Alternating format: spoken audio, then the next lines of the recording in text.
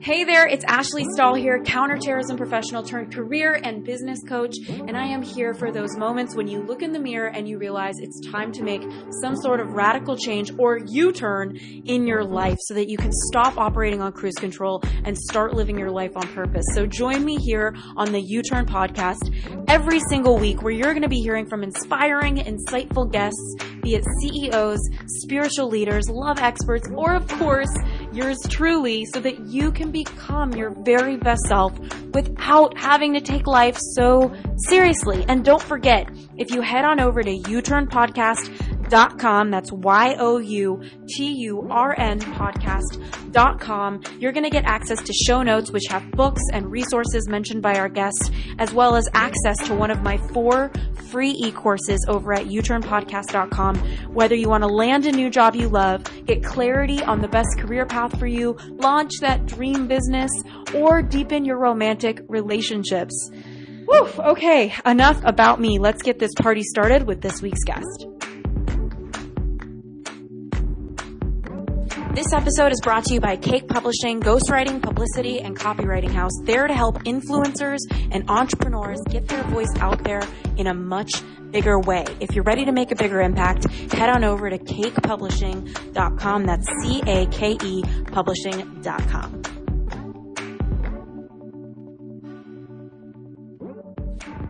Hey, Ashley Stahl here over at the U-Turn podcast. We are bringing on Vanessa Horn. She's not only a marketing coach to so many entrepreneurs and people working in multi-level marketing, but she's also really a genius at helping you listen to yourself and be intentional and really use life moments and awarenesses to help you change your life and change directions and make a U-turn so that you're more on purpose when it comes to your decisions. So I want to welcome Vanessa Horn to the show. I know you're going to learn a lot.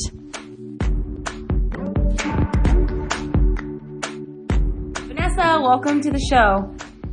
Thank you for having me. Yes. Such an honor. Yeah, no, and those of you listening, Vanessa has helped me in my business over the years, and it's just really beautiful to have her here helping you. And I asked her to talk with me because her zone of genius spans from clarity to, businesses, to fulfillment and avoiding burnout. And sales. And so what we're actually going to talk about is how to figure out your sweet spot of where you can make the most money, whether you want to do a side hustle, start your own business, and be the most fulfilled. So Vanessa, I'm sure that this has been a journey for you yourself to figure out your purpose through entrepreneurship and how you can be the most fulfilled and the most lucrative. So what has this looked like for you? The interesting thing that I've seen for most of us, and as you can attest, Ashley, it's a tweaking process, right? Like, it's not like you ever feel like you arrive. Yeah. And so we have these glimpses of like complete fulfillment. It's like, oh my gosh, this is it. And then there's this stretching to a new level, to something new. And what I've discovered along this journey is if we look back, once we hone in on that thing that we're like, okay, this is, I feel like I'm on it. We can look back and see clues of it. So as I'm doing this work that I'm doing now, I can even look back to clues of when I was in high school, clues of when I was in college. And it's like, oh yeah, I've been kind of doing this all along. So It's exciting. I remember when I was in college, one of my girlfriends used to tease, and she's like, if you don't know your purpose, go into Vanessa's dorm room. Like, she'll help you figure it out. I could totally see that. Oh my gosh. And what would you do? So like, I know a lot of people who are listening, purpose is a overwhelming question, whether you're in the workforce or you want to start a business. So what are some recommendations that you have as a starting point for everybody listening to get closer to who they are and how they can use that in the workforce? Well, one of the myths that I really challenge, unfortunately, and I'll share like the distinction that I make, is that we're told, do what you love and the money will follow. And yet here I am now in my early 40s, and I can tell you, like, being a little bit wiser in my years now compared to what I was experiencing in some of my earlier aspirations, is seeing like, oh my gosh, I have come across some extraordinarily talented people who are struggling financially. So what was the distinction of doing what you love, but also making money from it. And what I've created as this framework for getting clarity on that sweet spot of where you'll make the most money and also have the most fulfillment is what I call your signature sweet spot. And it's a combination of three things. And I kind of will share my story in parallel as I share each one of these. But the first is, it is important to honor your heart in this journey. Like you and I have had those conversations, Ashley, and you know, like entrepreneurship or doing your own side hustle, it's not for the faint of heart. No. And so if you're going to be in it when the times get tough, you have to be certain that you're doing something that you love. Versus what some people do is they'll say, well, I'll work on this in order to someday do this. That's what I call like your plan B. You're doing your plan B before your plan A. No, just go for getting the clarity on what do you really, really, really love, and then invest in finding a mentor, somebody who has fine-tuned monetizing that particular business model, because in most cases, it's just a certain business model around what it is that you love that you have to figure out, but not compromising that love that you have. And the scale in which I measure things is a scale of 1 to 10. And so many of us who are have multiple passions, competent in multiple areas, will find that it's the 7s, it's the 8s, it's the 9s, even the 9.9s, that if we pursue, they'll end up costing us the 10.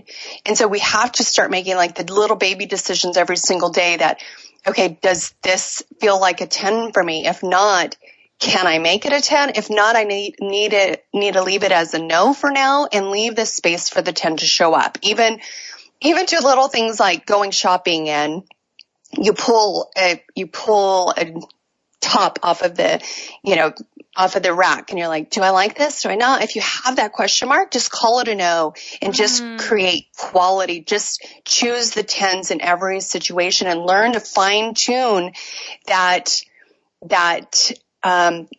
your preferences, fine tune what feels good for you. And it means sometimes it's going contrary to what you may have been conditioned or what your family calls a 10 or what some of your peers may call a 10. And that's what I call like really honoring yourself. And it's okay, whatever's the 10 for you. Select that, and it takes faith sometimes to let go of the 7s, the 8s, the 9s, because we're like, wait, this is close, but no. Hold out for the 10. Yes. But I also like one thing that came up for me as you were saying that was around perfectionism. Like, how do you figure out what's a 10 for you versus when you're holding on too tightly and not allowing yourself to get what you want because you're being too tied to a certain vision that might not be what's meant for you? Well, it's interesting in the work that I do with my clients, like one of the ways we combat the perfectionist is, and most of the time it's it's our measurements against ourselves, right? And we can really be harsh on ourselves. So I make a distinction here in answering your question that when is it a perfectionist thing that we're holding on to? And like, for instance, as a business owner, and you can probably relate, there have been times where I'm like, are my standards too high here? Or is this person really not performing at the level that I need them to? And I've just learned to trust myself and say, if I'm going to be in the top 1% in my market and I'm going to serve the top 1% of clients, it means I'm looking to employ the top 1% of people. That means 99% of people aren't them. And so I hold on to that vision, that quality that I want to have for my team members' performance. I stopped judging it as, oh, you're just being a perfectionist, Vanessa. I was like, no, I have a quality standard here. And of course I want to empower them, make sure they have the tools and all of that. But I didn't let go of that. And what it's helped me to do is build a world-class team. But on the other hand, when it comes to like perfectionism with ourselves, so many times, many of us won't create and put into the world or pursue those things that we want to pursue because we think, oh, I'm not there yet. I'm not quite there. And we hold this standard for perfectionism before we actually put something out there. And it was the founder of LinkedIn who said, if you're not embarrassed by your first launch, then you launched too late. And so there's what I do with my clients is I say, like, if it feels like it's 80% ready, if you feel like it's 80% ready, go for it, because it's the speed of implementation. It's the being in momentum that's going to allow you to tweak to get from 80% to 100%. So is that clarity, that distinction clear? Yeah. And it also just makes me think a lot about success, because I think a lot of the times we might be focused on things that aren't going to move the needle. Like with the webinar that I created to sell the my job offer course, now called the Job Offer Academy. But back then, I remember putting slides together myself and thinking, hopefully somebody will buy my job hunting course. And eventually when people did, and I scaled my presentation and put it in front of a lot of eyeballs, my PowerPoint presentation was so far from perfect. And so many other marketers online were like, what are with your PowerPoint slides? What is with these images you chose? And I'm like, well, I guess I just, took imperfect action and then it worked. And now I'm not going to perfect it because it's working. So I love what you're saying. And I'm also curious when it comes to going against the core myth of do what you love and money will follow. I know you have some insights on how to discover your sweet spot. So what are some action steps or thoughts that you can offer everybody listening to get more centered on what their purpose is, be it in the workforce, be it as an entrepreneur? So yeah, that first one is to really honor what it is that you love and really pay attention to that and not compromise and not really give up on that. And so, that's the first one. The second one has to do with our story and our skill sets. And so this is what I call like where the overlap of, if you look on a Venn diagram, like the first circle is, what do you love? The second one's like, what's your zone of genius? And so the zone of genius, the clues to our zone of genius, the clues to where our purpose intersects with where we're going to make the most money is, what have you been through in your life? What have you been through that challenge that you've experienced fuels your passion, and it fuels the things that you have naturally been attracted to consume. So sometimes people will be in a full-time job where secretly they're consuming content or books or workshops on another topic, or some entrepreneurs, like they may be marketing one thing and really secretly they're spending all their time consuming another topic. Well, that gives clues to like, what is that passion? And I'll give you an example in my own story. And it's just really relevant to like a conversation I had this week with a coach where I was talking to her about, there was a particular thing I was experiencing in my business. And I was like, I feel like pressing the eject button. Like, where's the eject button where I can just like, I've said that before. Yeah. Where's the TNT button? Like, let's get rid of this thing and blow it up. Yeah. Where it was not about the whole business, but it was like that particular situation. And it felt overwhelming. It felt big. It felt like I could potentially not win. And I like winning. And so it's like, I felt like I could make the wrong choice. And she was like, Vanessa, when else have you experienced this? And I was like, oh, I remember this pressure. She goes, when was the first time in your life where you remember feeling this pressure? And I was like, I remember.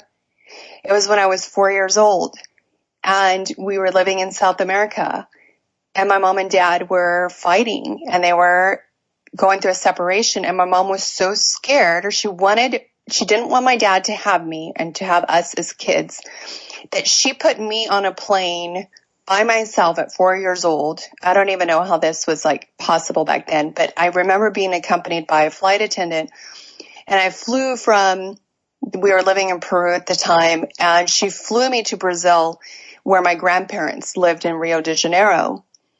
But when I arrived in Rio, I walked off the plane and there was nobody there to greet me. There was nobody there to get me. Here I am, 4 years old. Like, yeah, you can imagine what that felt like. 4 years old. Wow. And I remember them taking me to this little room in the airport. It was like a little office, and I remember feeling grilled by the adults, like, what are your grandparents' names?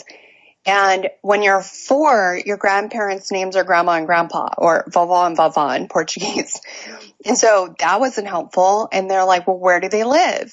And I was like, I was dumbfounded. I didn't know where they lived. And they started naming these cities around Rio. Like, do they live in Copacabana? Do they live in Ipanema? And they all sounded like familiar words I had heard, familiar cities I had heard. So I was like, oh my gosh, I think they live yes, I just kept saying yes to them. And I felt this pressure. You better get it right, Vanessa. Like, this is all riding on you getting it right. And instead of having an adult who's holding me and saying, like, it's okay, this probably feels scary, but you're going to be okay. Like, you're going to be found, or we're going to find them. But instead, I felt this pressure of, like, do not screw it up. Like, your livelihood and security is on the line. And that was the pressure that I was feeling around this particular decision in my business. And I was like, oh my gosh. And when I was talking to the coach, I was like, this is why I do what I do. I empower people to make good money in their business, particularly around this subject of sales.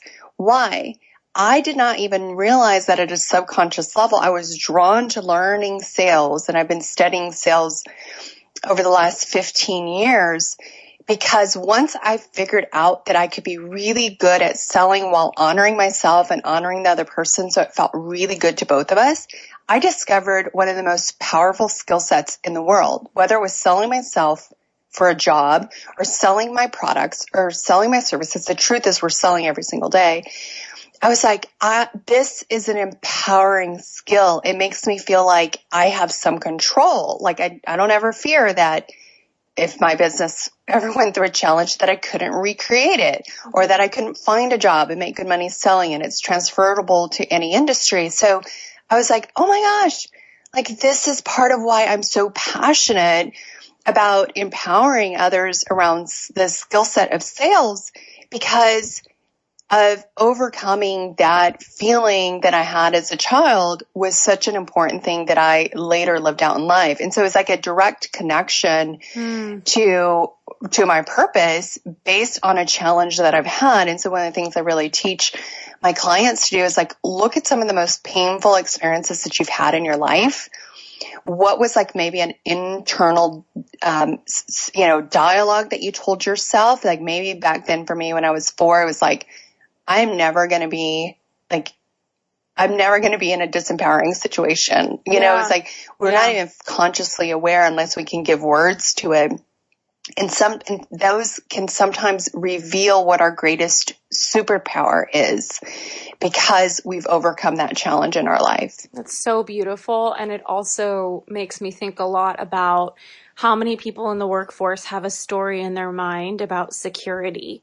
You know, like, how many times have you heard new entrepreneurs or people starting a side hustle saying, like, I don't want to lose my job security. And it's like, the more you're talking about sales and being empowered, it's like, that is true security, where you trust yourself as a creator to be empowered to create things through sales. And that could mean sales as an entrepreneur, sales as a job seeker, whatever have you. And I've said that a lot of times, Vanessa. I mean, people have said to me, like, wow, I mean, how do you deal with not having any security if you own your own businesses? And I'm like, what are you talking about? This is the most security I've ever felt. Like, if you take my business away, I could recreate it exactly pretty much as it looks. I know how to get a client. I know how to sell. This isn't a problem. And so I guess, your system around pain, everybody has a different type of pain, and I'm guessing not everything lends itself to sales. But what are some suggestions you have for people with sales? What suggestions do I have to support them around sales and getting good at that? Yeah, like just being a better salesperson, whether they're in the workforce, whether they're their own business. Like, what are some suggestions you might have for everybody listening now to think, yeah, I want to be more empowered through sales, like you are? Well, I think one of the most powerful things that we can learn about sales is that it doesn't have to look like what you may have experienced and labeled as yucky. Mm-hmm. There's reasons why stuff felt yucky. And if you don't do them, you won't feel yucky selling them. And I remember it was actually one of my mentors when I was in college. He said, I was like, hey, what kind of advice would you recommend I do with my career? And he said, go into sales. And I was like, no, I don't. Not sales. And so instead I went into finance because I thought that was like a really marketable skill. And I went and got my MBA. And years later, it wasn't until I became an entrepreneur, and because I had kids and I wanted to be home with them, I opened a franchise. And that franchise, this is probably the best thing I got out of that huge franchise fee, was the fact that I saw sales demonstrated in a way that felt good. And what I learned in that journey, and this partially ties back to also a pain that I had as a child, which was like I had a painful relationship with my mom where she didn't honor my boundaries at all. Like I was constantly like made to feel bad about my boundaries. And one of the things that I've learned about how to do sales is if you're sensitive to others, if you're a sensitive person, you can actually be really extraordinary in sales because you can be fine-tuned to how to honor the other individual, because I see sales as service. Mm-hmm. And my heart in any situation for sales is like, what are your challenges? What are you going through? What do you need help around? And let's see if I can help. If I can't help, then I will point you in the direction of who can help. And people feel that. It's a way to be a champion of somebody getting the solution they need.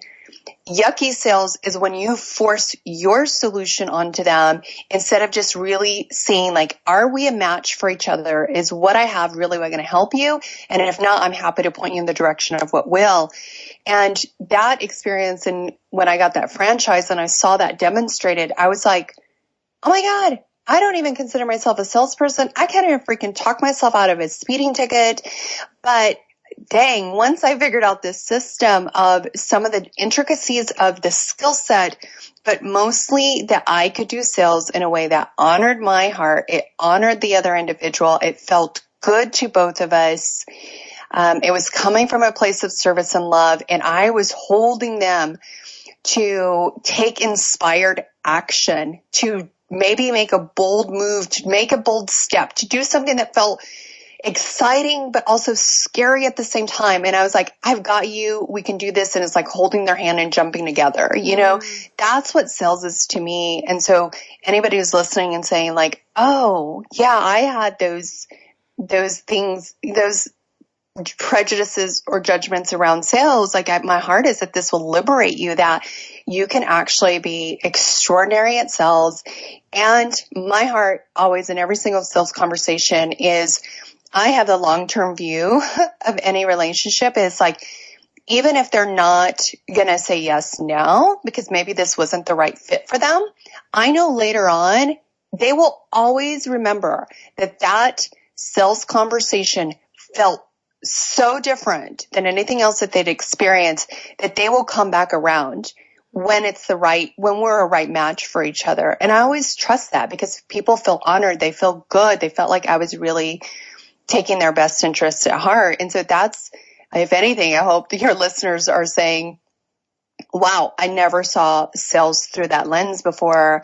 That feels really good. I think I could do that. And I could see how I could benefit from learning that skill set. Yeah, that's incredible. And you also are such a heartfelt person. And kind of going back to your story, which I didn't know that about you, that's an incredible story and example for how an early experience, you being 4 years old, stuck at the airport, being questioned, can translate into how you're showing up in your career now. So I'm curious, like, how can we facilitate for everybody listening this process for themselves? Because you're so conscious, Vanessa, and I know everybody listening might be at different levels of their mindset and exploring how their early life might be affecting their career. So do you have any suggestions for getting more centered on an experience and what that might mean for where they are now? Well, I think one of the greatest insights, if we will observe ourselves as like a third party and release any judgment towards ourselves and come from a place of curiosity about the other person, curiosity about ourselves, and notice when we feel triggered. Notice even like when somebody else might be triggered. For me, the biggest insights into things, just like the example I gave during this interview, which was I was being triggered by this feeling of like, I need to press the eject button. This feels too big. I'm scared I'm going to make the wrong decision, was a trigger for me. I noticed anxiety rising up in me. I noticed I felt stressed. I noticed I couldn't sleep that night. And it allowed me to say, okay, let me get support around this to help me see this from a third party perspective. Let me bring curiosity to this trigger that's showing up and what's it revealing to me. And to me, like, relationships are some of the most triggers we may have with our boss or with our coworkers or with a team member or with somebody else in our life. Like, those are some of the biggest catalysts for personal growth, in my opinion, if we will bring curiosity, release judgment about them, release judgment about ourselves, and just say like, hey, what's going on here? There's something that's getting triggered here. What am I feeling? It's okay to feel that feeling. What's behind that feeling? Did I ever feel this feeling before? What am I afraid of? What am I trying to control to make happen here? What is my body telling me that I'm ignoring? Like, those are all kinds of curiosity questions that I might ask myself. And those are ways that I get insights into, oh, here's what's going on. And here's how it can support me. Just that insight has me continue to grow. Got it. Wow. And for those, is that specific enough and helpful? Yeah. And I think that in personal development, we talk about triggers all the time. And I know a lot of people listening probably know about them, but if you don't, it's just really something that you have going on when your peace is disturbed, I guess would be a fair way to say it. If you ever notice that your peace is thrown off and something's agitating you or upsetting you, something is triggering a reaction in you. I think that's where you kind of get to tell yourself, like, school's in session and you're your own student and you have to kind of watch yourself and notice, like, how are you behaving or thinking differently? And how is that an opportunity to go into that observer mode where you don't make yourself wrong, but you just pay attention? Is that what you're saying, Vanessa? Yeah. Yeah. Whenever, especially when emotion is spiked, right? A unpleasant emotion, that's a trigger. Okay. Got it. And going back to like how to use your pain as a tool for clarity in your career, what are some other steps you can suggest for everybody listening to get more clear on what they want to do in their career, especially if it is an entrepreneurial one? Well, there's usually, when I ask people, like, what are you good at? And the most common answers people give are like general characteristics. Like, I'm good at inspiring people. I'm good at coaching people. I'm good at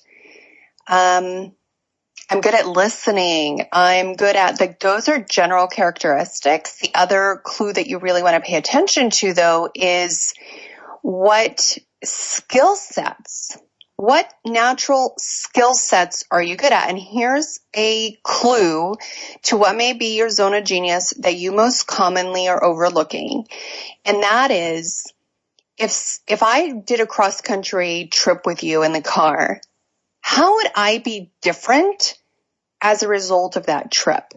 What might I learn about and be like completely fascinated that you know so much about just because we did that road trip together? You didn't have a laptop. You didn't have notes. You didn't have books to reference. It just flowed out of you.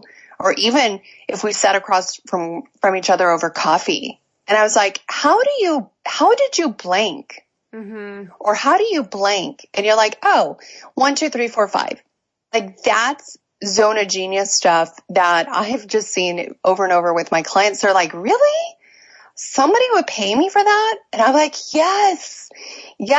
Now let's go find the business model that supports you getting paid for that. And so that's most commonly our zone of genius we're overlooking, but it's a combination of things that we've done or learned or even experienced ourselves over time that is a skill set that we've developed. And I'm sure everybody listening, I would say, is thinking about pulling out a paper and a pen to start writing what they would do in a road trip.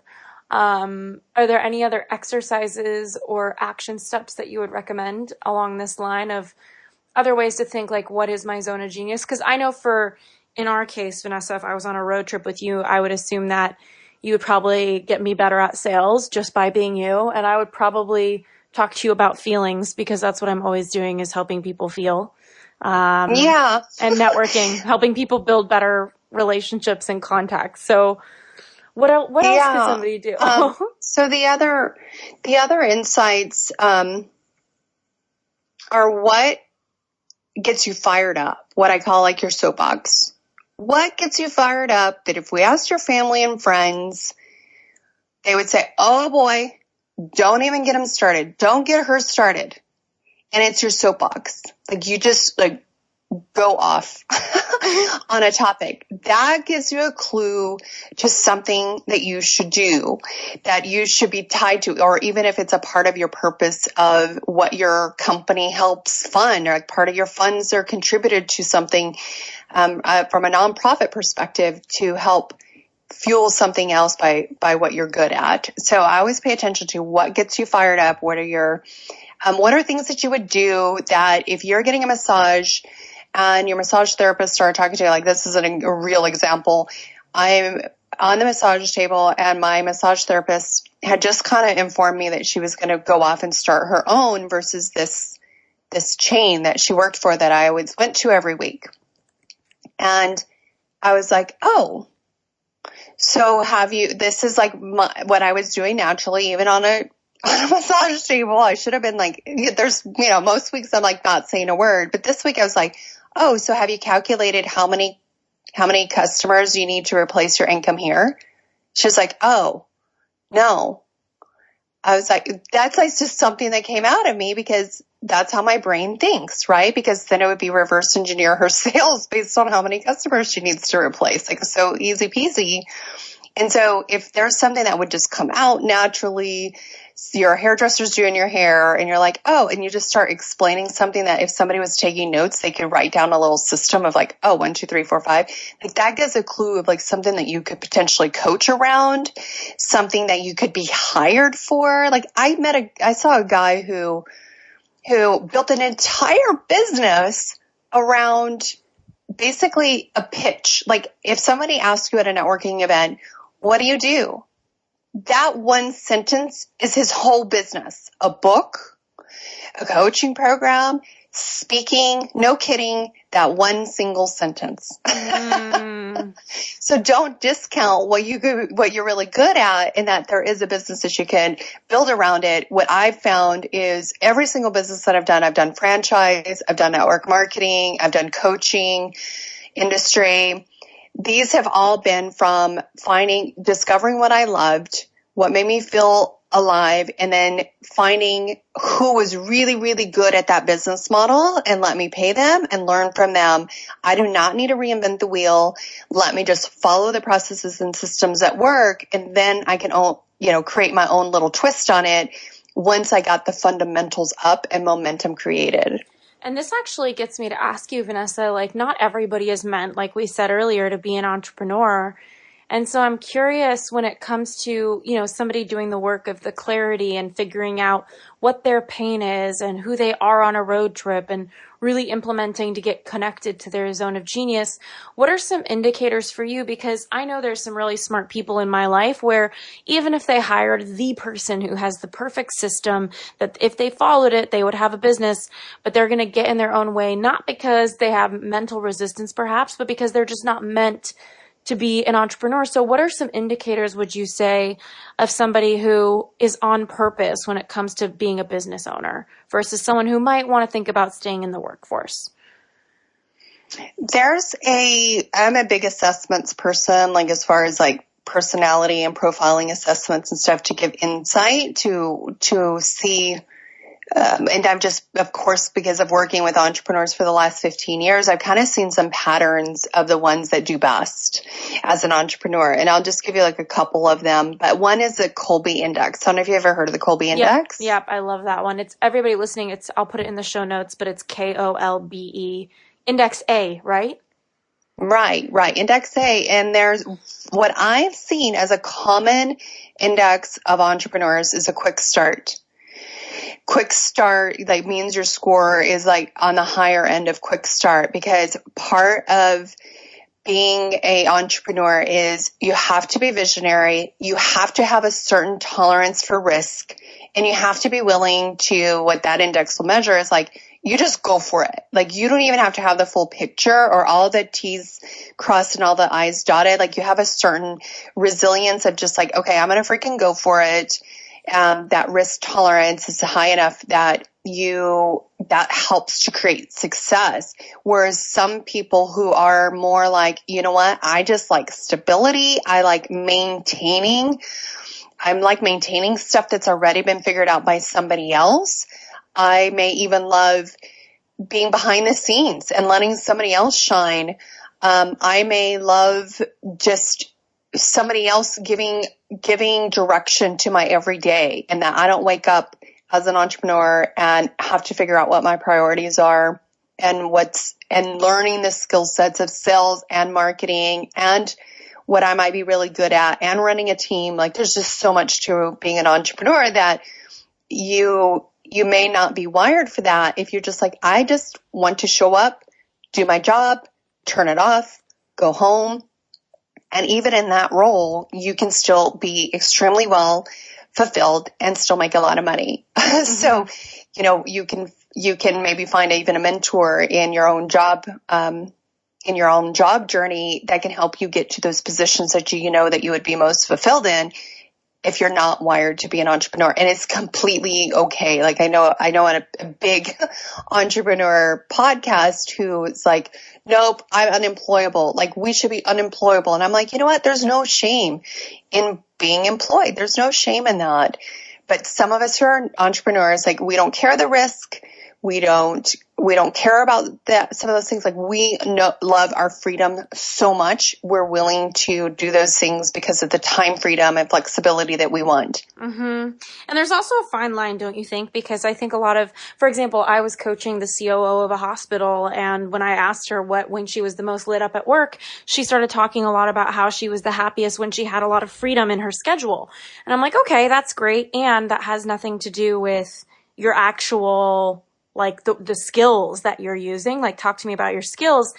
And I thought for a minute, maybe she's meant to be an entrepreneur, but some people just want freedom, but they actually don't want to do the work. And that's fine. Like, but at the same time, I guess I'm trying to figure out, like, how does somebody check in with themselves to get that distinction?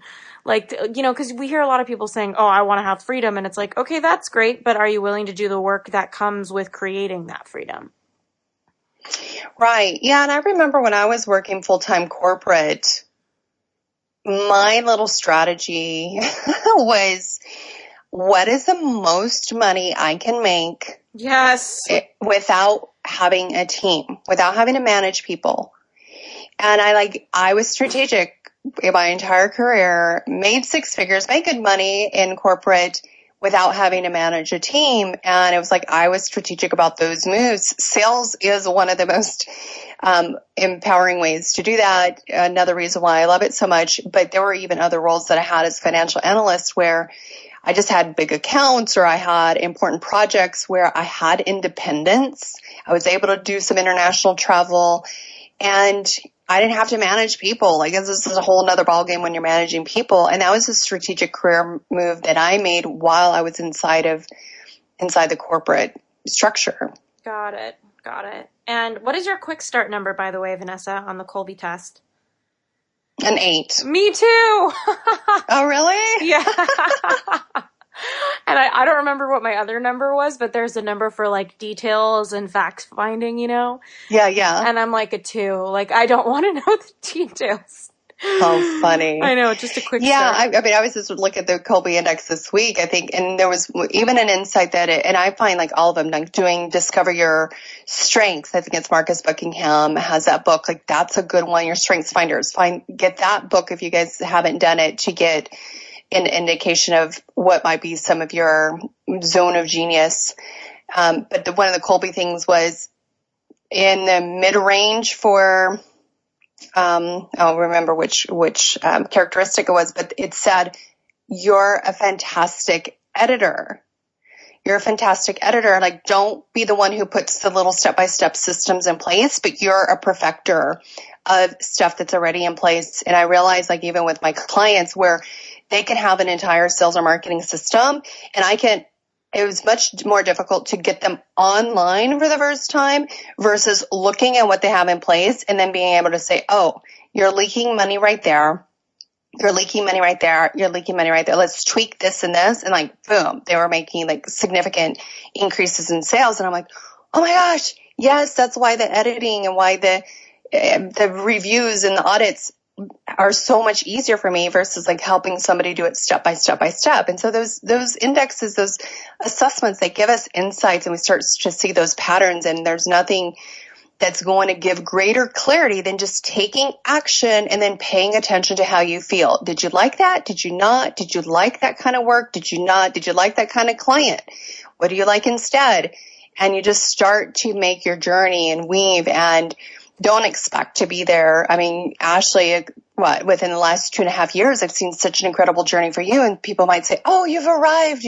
And I have no doubt that your journey is going to continue to evolve because you're taking action. You're paying attention to what feels good and you're course correcting along the way. Which is what it's all about, by the way. Thank you. Because how many people get stuck on going out and doing what they want to do because they're afraid it's not the right thing, where it's like, look, if you take action and you give yourself permission to just course correct along the way, you're going to get closer to what you're meant to actually be doing. Which makes me think to ask you, Vanessa, do you have any suggestions for people who are stuck in perfection paralysis?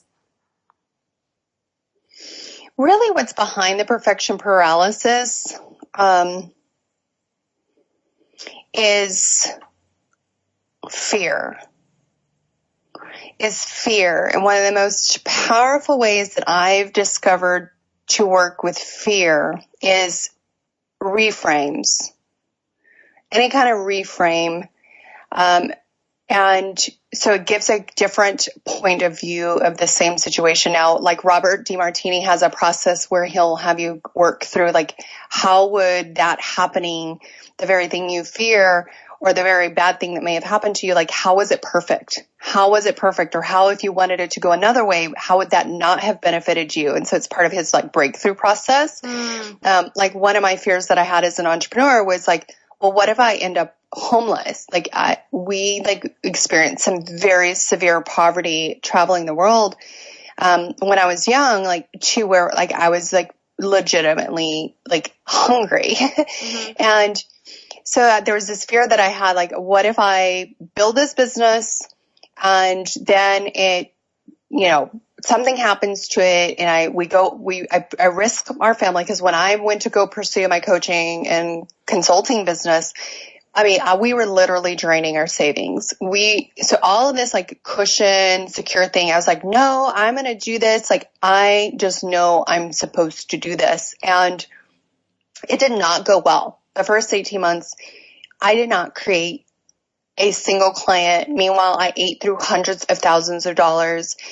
And I remember being so scared, like, am I going to put our family into a homeless shelter? Like, somebody asked me, like, what's the worst that can happen? I'm like, we could be in a homeless shelter. And as I started to explore that, and Tim Ferriss talks about this, I asked myself the question, like, well, let's just say that did happen. Like, let's go there to where I really fear. And I started to think through it, and I was like, okay, let's say we end up in a homeless shelter. And I'm like, you know what? Like, I have some connections in the bedding industry. Like, as long as I have a good bed, like, I think I'll be okay. And I was like, I could get people to donate beds, like these Sealy Posturepedic. I worked for them at one point. So I know that they have these friends and family cells where they're dumping market samples, and we can totally get those market samples donated to the homeless shelter. And then I started to think about ways that I would empower the people at the homeless shelter. And I was like, I could see myself like turning around the homeless shelter. And then now pretty soon I'm asked to be a speaker to go to other homeless shelters. And then like, who knows, maybe we start franchising homeless shelters. And then I was like, spoken like a true business owner. It's like you go into your deepest fear and then next thing you know, it's just an opportunity. I love it. It's so good. And all of a sudden it just didn't make it scary anymore, you know? Yeah, and you've been in those steps, Ashley. Like you built this multi-million-dollar business and then you went to the depths and it's like, and you survived. You're alive. Yeah. And it's also going to actually make you way wiser for the next, and like almost anybody who's built a multi-billion-dollar business can look back in their history and have like, oh, there's a graveyard of something that happened there. Totally. Oh, there's something there. Yeah, it's like, oh, there's one. Yeah, exactly. And, you know, I think that when you go into your fears, for me, one of my biggest fear was losing all of my money. And that came from my dad losing all of his money when I was 6 and us having to lose our home. And it sure enough, you know, when my course blew up and we had thousands of customers and it was $1,000 product, it was like, oh my gosh, like it felt like money was raining. And then I lost a ton of that money in taking some risks, as one does when they like to take risks. And it was probably one of the best things that ever happened to me, Vanessa, because I remember when I met you particularly, I was in fear and I was holding on really tight to wanting to create this course. And I think one of the biggest shifts that I've undergone over the years is like holding on to my dreams with looser hands. It's not that I'm like not devoted to them. It's more just that there's spaciousness in my life and in my heart for other things to come in. And I give myself full permission to experience whatever those things are. And a lot of the times I think people might look at me and think, oh my gosh, she's so scattered. She's writing a book right now and getting her book deal, and she has a podcast and she does business coaching and career coaching, and she also has an e-course. But it's like, no, I'm just so, and I take DJ lessons, by the way. I like that. I know. DJ Ash turning it up. But like, oh my God. I know. You should see me in my place in LA. It's like me and my little DJ, software. But the point is, it's like, I'm not scattered. I'm someone who's given herself full permission to explore her interests without attachment to whether they're meant for me or not. And I think that so many people are in a place, right, Vanessa, where they just sit there and wonder and wonder and wonder. And it's like, well, why not just explore this and explore that and give yourself permission and dump it, And it's funny, people say jack of all trades and master of none. And I'm like, what are you talking about? Jack of all trades and highly interesting, You know? Yeah, it's so true. And what I call them is like breadcrumbs, God's breadcrumbs. Yeah. It's like, just follow the breadcrumbs. Like I just had, no kidding, this week, a situation where somebody posted something on Facebook on a comment. And I was like, I've never heard of that company before. I looked them up. I called the company. It turns out like there's a major, major opportunity that they're like, oh yeah, we could totally hook this up. And then from that, I saw somebody else who was on their platform and I'm like, oh, his cell phone number's on his site. I'm going to call him. I called him and he's like a total mentor in this space that I'm like exploring this other thing. And he's like, here, do this, do that, don't do this. And I'm just like, okay, God, like this is major breadcrumb. I was not anticipating this in the whole journey, but I'm going to follow this breadcrumb path. I don't know where it's going, but I, like you said, allowing the spaciousness to see what unfolds. And it's always been the most magical journey. It's like even when you and I were meeting, right, in LA, you're like, we were sitting in the back of an Uber, I think, like an Uber black car. And you're like, why do I feel like I'm looking at a future version of myself? Do you remember that? You hadn't launched your course yet. Yeah. And it's like those magical moments that we met, like at that event. And it's like those things occur if you just allow that. Really, maybe things could turn out more magically than what you imagine. But a car in motion is going to get to a destination faster than one that's just sitting parked, waiting for it to be safe or waiting for the entire journey to be laid out. It just doesn't work like that. Yeah, it's so true. And also what you said about fear and like exploring, like what is the worst thing that can happen? You know, it's funny. Writing my book right now, this book agent, she's very fancy and a lovely woman, but she doesn't want to babysit me, which is totally fine, except I kind of need babysitting. And I was talking to her and I was talking to my mom and I'm like, I just have writer's block. And my mom looks at me and she rolls her eyes the other day and she goes, you don't have writer's block. It's like, you've never had talking block before. I'm like, yeah, I've never had talking block before. She's like, son, what is this writer's block you speak of? And I'm like, wow, it's just fear that whatever I'm going to write down isn't going to be good enough. And the more you can work with those deeper things that come from the pain and the memories that you were talking about, the closer you can get to just freeing all your energy up to go take action and explore the things that you're interested and curious about. Even if they become a no-go for you, you can become a jack of all trades or a Hannah of all trades and a master of everything. Mm-hmm. Gosh, yeah. Such an amazing. And Vanessa, just a few questions for us to finish up. Is there a quote that you live by?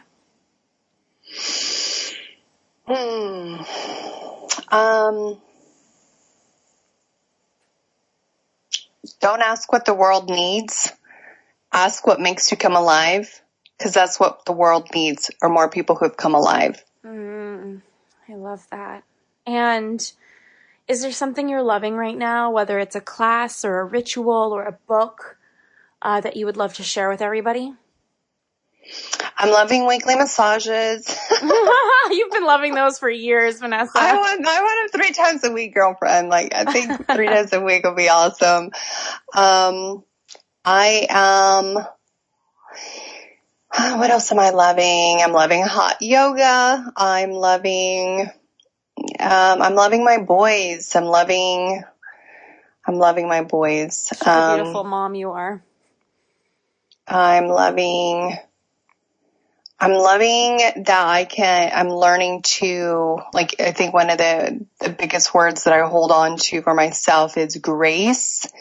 Like, just grace to myself, receiving grace, flowing in grace. It's just something that is a practice, because I just experienced so much like this feeling like I had to do it right, or I could do it wrong, or that I had to be more, I had to do more in order to be fully loved and accepted. And it's just like, oh my gosh, there's so much more grace. And if we'll give that to ourselves, like, that's the most important person to give it to, we're so much more gracious to others, but like receiving grace for ourselves. So that's a practice that I'm always in. Yeah, definitely. And I always think about that, because the more irritable or unhappy you see people towards others, you're like, wow, they must be so hard on themselves. What a bummer to be in that body and mind. So I get it. Well, where can people find you? I know we said at vanessahorn.com.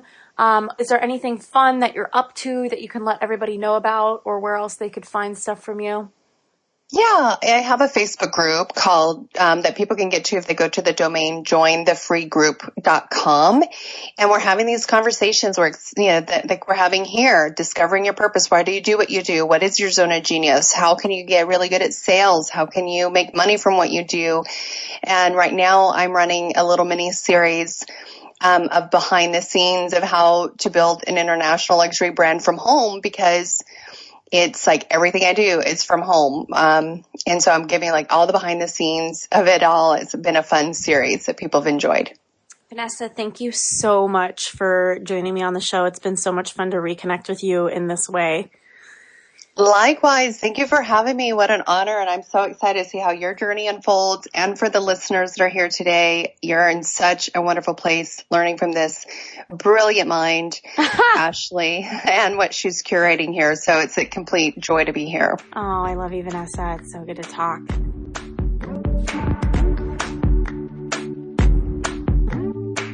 Hey there, this is Ashley Stahl. I have to apologize in advance.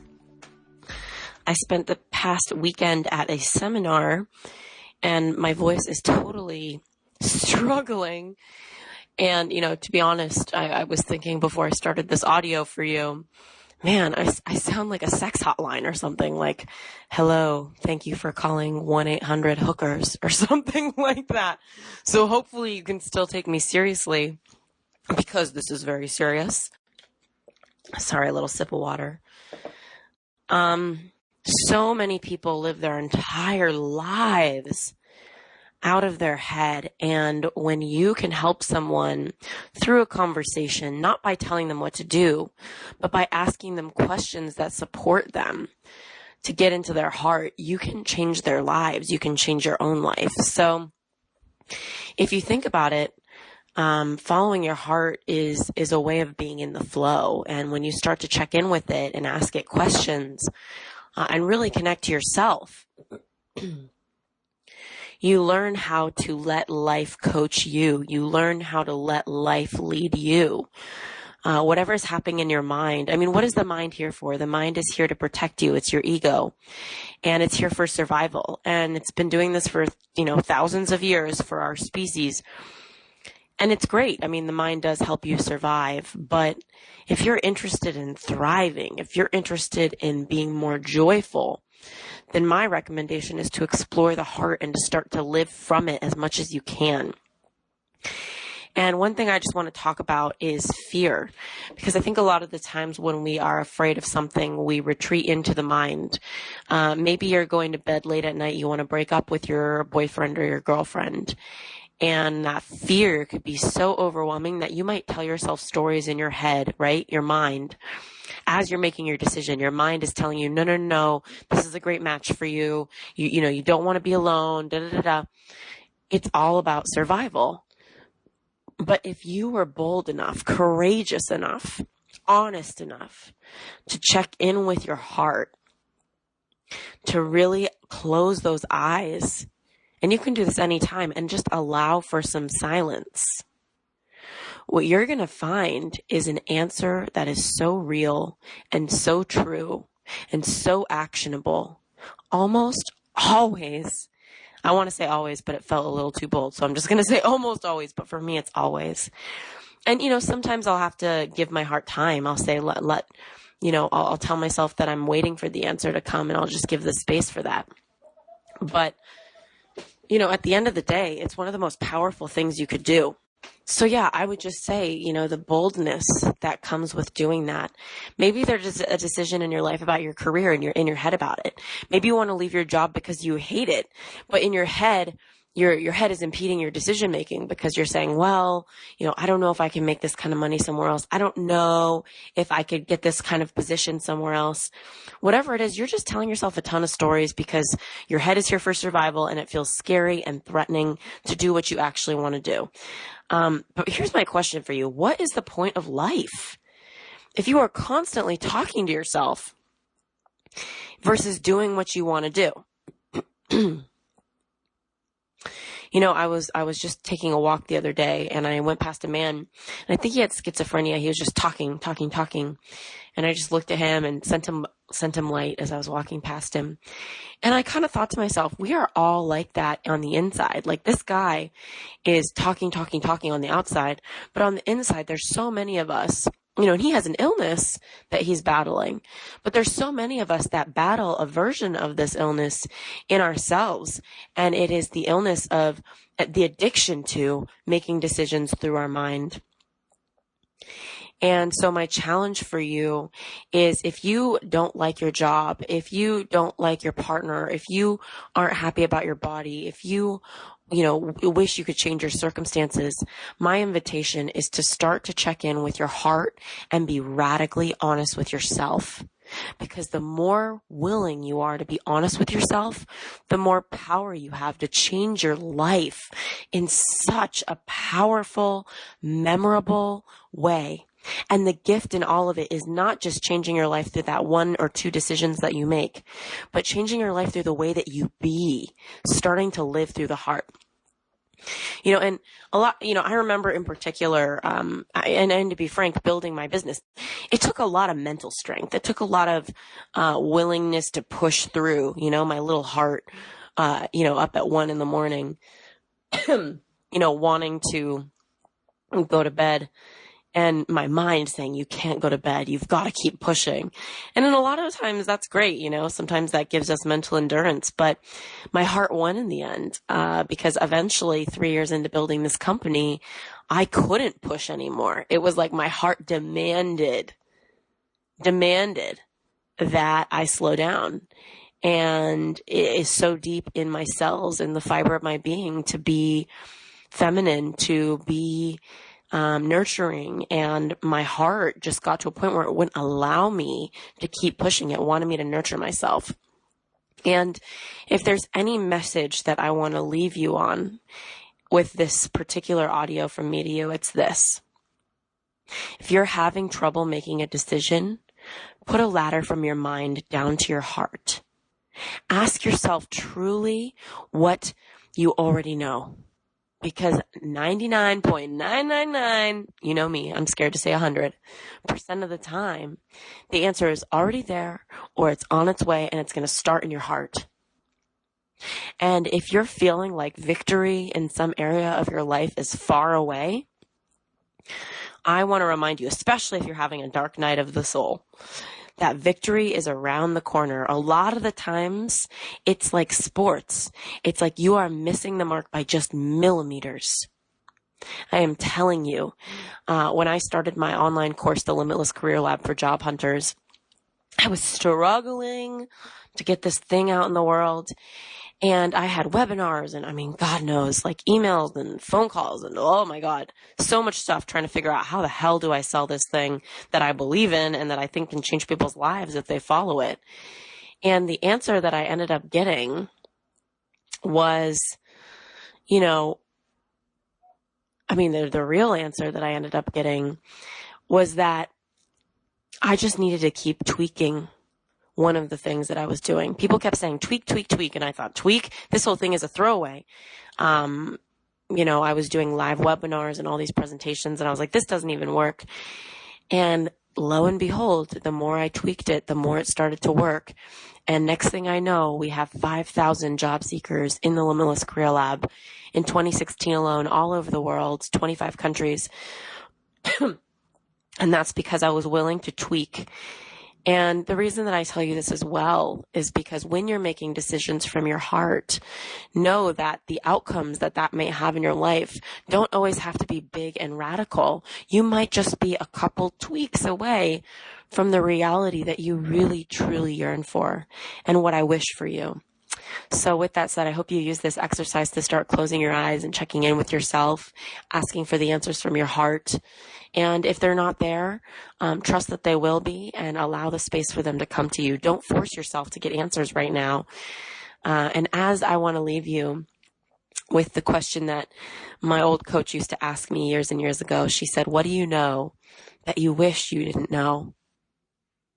What do you know that you wish you didn't know? All right, signing off again. This is Ashley Stahl. Just here to tell you I love you. All right, take care.